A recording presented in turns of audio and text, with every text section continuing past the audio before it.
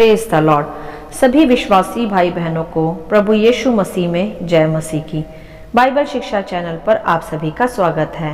हमारे इस चैनल को देखने के लिए आप चैनल को सब्सक्राइब करें और बेल आइकन के ऑल बटन को ज़रूर दबाएं, तभी आपको हमारी आने वाली हर वीडियो का नोटिफिकेशन मिलता रहेगा। आज मैं आपके लिए बाइबल की पुस्तक से यीशु के रूपांतरण का एक गहरा प्रकाशन लेकर आई हूँ, जो आपको मत्ती अध्याय 17 के वचन 1 से 13 में विस्तार से देखने को मिल जाएगा। तो चलिए भाइयों बहनों, वीडियो स्टार्ट करते हैं। बाइबल दर्शाती है यहाँ कि यह उस समय की बात है जब प्रभु यीशु कैसरिया नगर में गए और उनके चेले भी यीशु प्रभु के साथ साथ थे। तब प्रभु यीशु अपने चेलों को वहां अपने पीछे चलने अर्थात सच्चे मार्ग और मसीहत में चलने के विषय शिक्षा दे रहे थे। तब प्रभु उसके कुछ 6 दिन के पश्चात पतरस, याकूब और उसके भाई यूहन्ना को साथ लेकर एक ऊंचे पहाड़ पर एकांत में गए।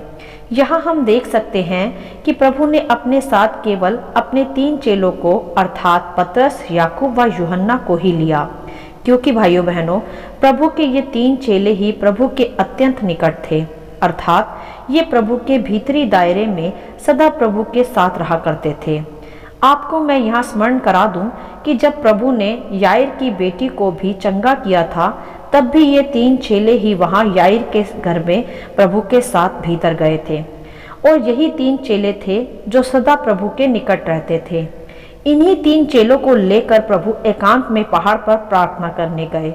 तब वहाँ आगे स्पष्ट किया जाता है कि उन तीनों के सामने अचानक ऐसी घटना हुई जो उन्होंने आज से पहले कभी अनुभव ही नहीं की थी, अर्थात वहां पहाड़ पर प्रभु यीशु का अचानक रूपांतरण हुआ, अर्थात उनका रूप बदल गया तथा उनका मुंह सूर्य के समान उजला और उनके वस्त्र ज्योति के समान उजले हो गए, और मूसा व एलिया वहां उनके साथ बातें करते हुए दिखाई दिए। हालेलुया। यह एक ऐसा रूपांतरण देखा वहां चेलों ने जिसकी वह कल्पना भी नहीं कर सकते थे। मेरे प्रियो, मैं समझती हूँ कि वहाँ यीशु शारीरिक रूप से अलग अपने स्वर्गीय रूप में आ गए थे।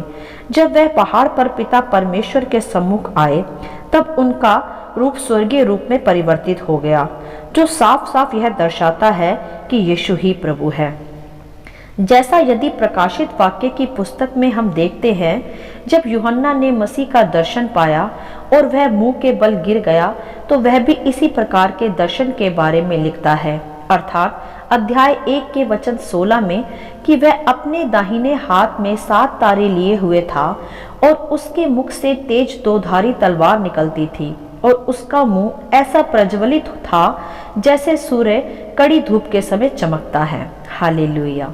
क्या अद्भुत दर्शन वहां भी पतरस, याकूब व यूहन्ना ने देखा होगा, जो दर्शन यहाँ हम प्रकाशित वाक्य में भी पाते हैं, अर्थात यह कि वहां प्रभु अपनी उसी तरह के स्वर्गीय रूप में रूपांतरित हुए तथा अपनी महिमा की चमक व अपने सबसे करीबी सबसे प्रिय चेलों पर प्रकट की, जिससे वे करीबी शिष्य प्रभु की महिमा का दर्शन प्राप्त कर सके।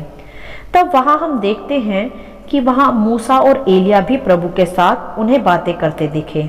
मेरे प्रियो, जैसा कि हम सभी जानते हैं कि मूसा को परमेश्वर ने सीने पर्वत पर व्यवस्था की आज्ञाओं की 2 पट्टियां दी थी, जिन्हें वाचा के संदूक में भी रखा गया था। मेरे प्रियो, जो आज्ञाएं, जो वाचाएं परमेश्वर ने इजराइलियों को मूसा के द्वारा दी थी, उन्हीं व्यवस्थाओं को, उन्हीं वाचाओं को पूरा करने वाला प्रभु यीशु उस घड़ी वहां स्वर्गीय रूप में उतर आया था, जो स्वयं परमेश्वर का वचन था। वह व्यवस्था की आज्ञाएं और वाचाओं को पूरा करने प्रभु यीशु स्वयं मनुष्य के रूप में पृथ्वी पर आए। जो आज्ञाएं कोई भी पूरी ना कर पाया, वह प्रभु यीशु ने की, 10 की 10 आज्ञाएं। वह स्वयं वाचा का संदूक था, जीवित वचन। और दूसरी ओर एलिया प्रकट करता है भविष्यवाणियों को, स्वर्गारोहण को, क्योंकि एलिया परमेश्वर का भविष्यवक्ता था, जिसने इज़राइल में प्रभु यीशु के आगमन से पहले भविष्यवाणियां की थी, तथा वह जीवित अपने कार्यों के पश्चात स्वर्ग में उठा लिया गया था, और अब प्रभु यीशु में वह समस्त भविष्यवाणियां पूर्ण होती हैं, और प्रभु भी अपनी पृथ्वी के कार्य के पश्चात जीवित स्वर्ग में उठाए जाने पर थे।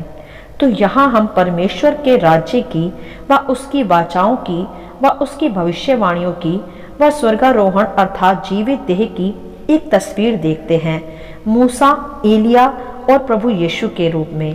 यह परमेश्वर के राज्य का एक सुंदर प्रकटीकरण है जिसमें संपूर्ण वाचाएं, व्यवस्थाएं, भविष्यवाणियां व स्वर्गारोहण का पूरा होना प्रकट होता है, अर्थात संपूर्ण प्रतिबिंब हम यहाँ इस रूपांतरण में देख पा रहे हैं। तब यह देखकर पतरस ने प्रभु यीशु से कहा कि हे प्रभु, हमारा यहाँ रहना अच्छा है। यदि तेरी इच्छा हो तो मैं यहाँ 3 मंडप बनाऊं, एक तेरे लिए, एक मूसा के लिए, एक एलिया के लिए। यहाँ हम देख सकते हैं कि जैसे बाइबल दर्शाती है कि पतरस अधिक बड़बोला या यूं कहूँ तो एक पैशनेट नेचर का व्यक्ति था। हर समय वह कुछ करने को तैयार रहता था। तो यहाँ भी ओवर एक्साइटमेंट में आकर वह प्रभु से तीनों का मंडप बनाने के विषय कहने लगा, जबकि वह उस घड़ी समझ नहीं पाया था कि प्रभु का स्थान मूसा व एलिया के साथ नहीं वरन उनसे भी ऊंचा है, जिसने उन बातों को पूरा कर दिया जिसके लिए मूसा व एलिया प्रभु से पहले भेजे गए थे। इस पर जब पतरस बोल ही रहा था तब अचानक एक उजले बादल ने उन्हें छा लिया और उस बादल में से यह शब्द निकला कि यह मेरा प्रिय पुत्र है जिससे मैं प्रसन्न हूँ, इसकी सुनो। तभी चेले यह सुनकर मुंह के बल गिर गए और अत्यंत डर गए। हालेलुया। मेरे प्रियो, यहाँ हम देख सकते हैं कि जैसे ही पतरस ने अपनी बुद्धि इस्तेमाल कर मंडप बनाना चाहा तो परमेश्वर की वाणी आई कि इसकी सुनो। यही होता है आज भी हम मनुष्यों के साथ कि हम परमेश्वर की वाणी या उसकी योजनाओं को इग्नोर कर अपनी बुद्धि चलाते हैं, जो कि परमेश्वर की मर्जी नहीं होती। जैसे उदाहरण के लिए, परमेश्वर नहीं चाहता कि कोई मूर्ति खोदकर बनाई जाए व उसकी उपासना की जाए, परंतु मनुष्य ने सृष्टिकर्ता को एक प्रतिमा समझ लिया और उसकी उपासना करने लगे। परमेश्वर से उनका कोई आत्मिक संबंध ही नहीं बचा। वैसे ही पतरस भी करने जा रहा था। यदि वह वहां 3 मंडप गढ़ देता कि यहाँ उसने मूसा, एलिया व यीशु को एक साथ देखा है, तो लोग उस मंडप की ही उपासना करने लग पड़ते, परमेश्वर की योजनाओं को छोड़, परमेश्वर को छोड़। इसीलिए तभी आकाश से आवाज आई कि यह मेरा प्रिय पुत्र है, इसकी सुनो। अर्थात मनुष्य अपनी बुद्धि ना इस्तेमाल करे वरन परमेश्वर की सुने, और तभी यह सब योजनाएं पूरी होती हैं जो परमेश्वर मनुष्य के जीवन से रखता है। और तब यह आवाज सुनते ही वे चेले गिर पड़े, क्योंकि भाइयों बहनों, उस पवित्र बादल के सामने मनुष्य खड़ा रह नहीं सकता, क्योंकि मनुष्य के स्वभाव में पाप छिपा होता है जो पवित्र परमेश्वर का सामना नहीं कर सकता। जैसे प्रकाशित वाक्य में भी यूहन्ना वह दर्शन पाकर मुंह के बल गिर पड़ा, और मूसा ने भी जब परमेश्वर का दर्शन करना चाहा तो वह नहीं कर पाया और उसने यहोवा की पीठ का ही दर्शन किया।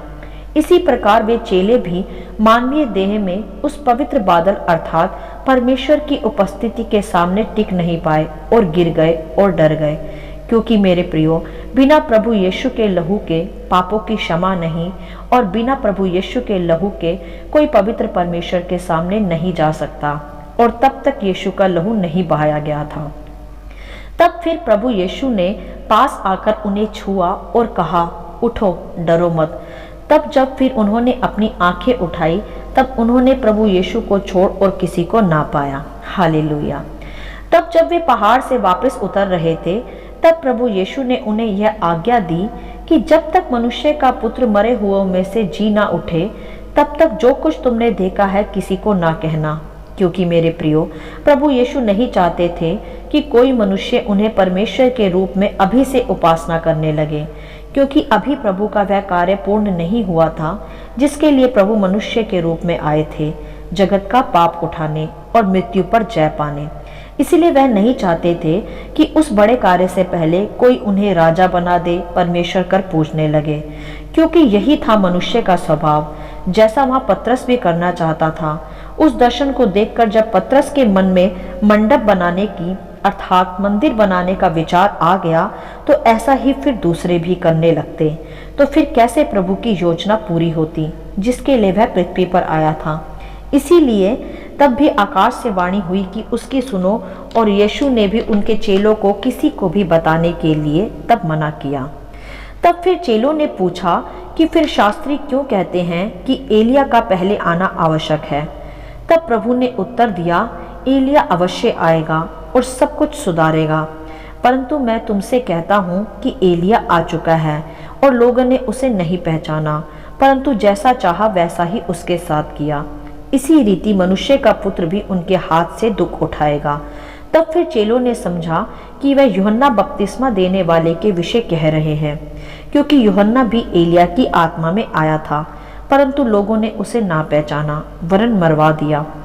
और प्रकाशित वाक्य अध्याय 11 में जिन 2 गवाहों की बात की जाती है जो यीशु के दूसरे आगमन से पहले पृथ्वी पर भेजे जाएंगे, कुछ बाइबल के विद्वान बताते हैं कि वह मूसा व एलिया ही होंगे, जैसा हम यहाँ देख भी सकते हैं। और प्रभु यीशु ने भी कहा कि एलिया आएगा और सब कुछ सुधारेगा, तो इसी आधार पर यह अनुमान लगाया जाता है। हालेलुया। तो चलिए भाइयों बहनों, इस संपूर्ण घटना की कुछ महत्वपूर्ण तथ्यों को हम यहाँ देख लेते हैं। एक तो यह है कि जब प्रभु यीशु पहाड़ पर एकांत में पिता से प्रार्थना करने गए तो उनका रूप बदल गया तथा संपूर्ण स्वर्ग की योजना वहां प्रकट हो गई।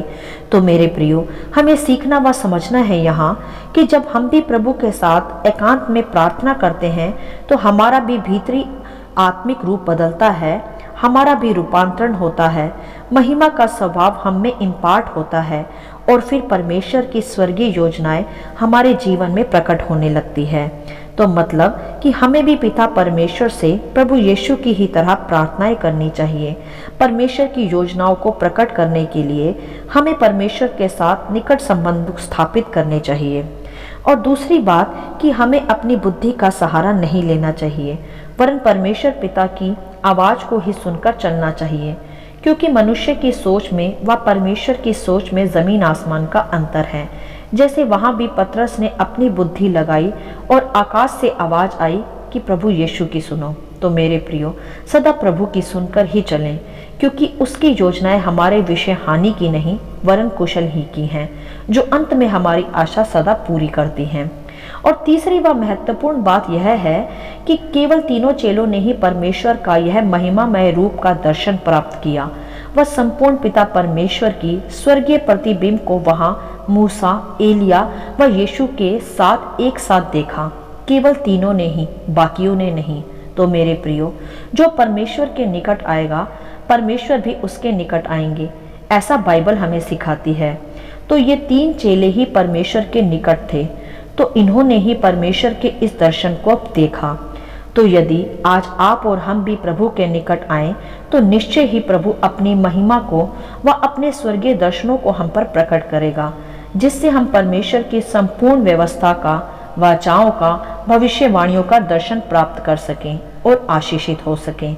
जैसे उन 3 ने भी प्रभु यीशु का महिमामय रूपांतरण देखा और पिता परमेश्वर की स्वर्गीय योजना का एक सुंदर प्रकटीकरण देखा, यीशु, मूसा और एलिया के एक साथ होने पर, अर्थात व्यवस्था, वाचाएं, भविष्यवाणियां तथा जीवित स्वर्गारोहण का एक दर्शन, और विशेष प्रभु यीशु का स्वर्गीय प्रतापी दर्शन, जो कि खुद ही जीवित वाचा अर्थात जीवित वचन है, उत्पत्ति से लेकर प्रकाशित वाक्य का जीवित वचन, सभी आज्ञाओं को, सभी वाचाओं को, सभी भविष्यवाणियों को पूरा करने वाला एकमात्र जीवित परमेश्वर।